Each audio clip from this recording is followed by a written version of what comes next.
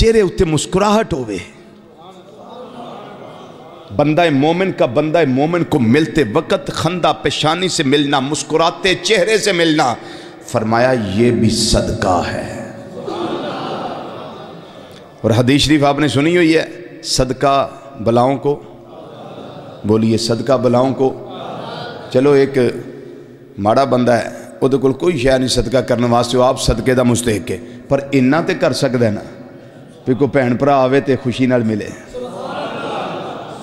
کی خیال ہے؟ یہ بھی صدقہ ہے. اگر یہ ہو جائے تو کیا خیال ہے یہ نظام بدل نہ جائیں؟ ایک دوسرے کو ملتے ہیں تو کہتے ہیں السلام علیکم ورحمۃ اللہ وبرکاتہ، تے ساڑھے تے پہندے لیندہ السلام علیکم جی، یہ کوئی طریقہ نہیں ہے سلام کا. السلام علیکم کیا کہا میں نے؟ یاد کریں لفظ کو، السلام علیکم. یہ 10 نیکی ہیں. ورحمت اللہ 10 نیکیاں ہیں. وبرکاتہ 10 نیکیاں نے. کنیاں ہو گئی ہیں؟ تے قیامت نو ایک بھی تھوڑ کی کسے دینی؟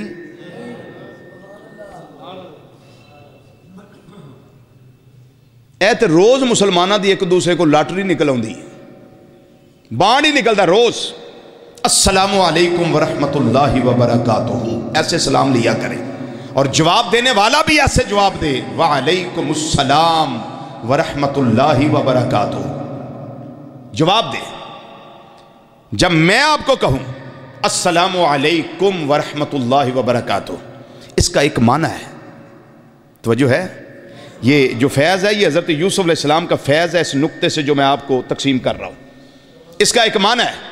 ہم اس معنی کو سمجھ لیں تو رب کعبہ کی قسم یہ قتل و غارت ختم ہو جائے. یہ لوگوں کی ماؤں بہنوں کی عزت کو لوٹنا، الامان والحفیظ، یہ ختم ہو جائے.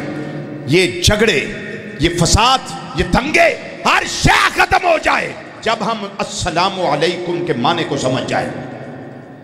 السلام علیکم اس کا معنی ہے تم پر سلامتی ہو. کیا ہے؟